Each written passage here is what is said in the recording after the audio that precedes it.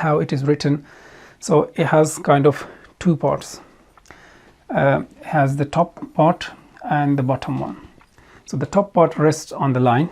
Okay, this is imaginary round. The top parts rest on the line, and the bottom parts under the line. Okay, and one dot inside it. So now we will draw it. So we will explain that. Okay. Okay. Say the top part rests on the line. So you start like this. Okay, let me change the color. Okay, wait. That's the top part, and you just carry on the down part. Okay, and middle, and there's one dot in the middle. So the top part rests on the line, and the bottom under the line, and there's one dot inside it.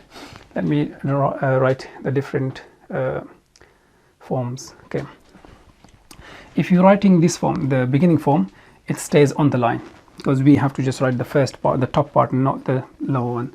So it looks like this. Okay, it's Jeem. If it's in the beginning, if it is in the middle, it looks like this. Okay, so that's Jeem. It's a middle, so you can connect before or after. If it is at the end, it looks like this.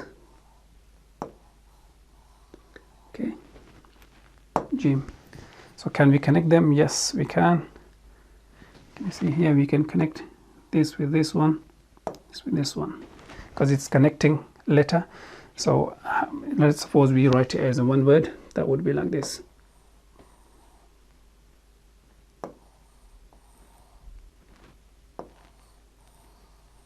Okay, okay.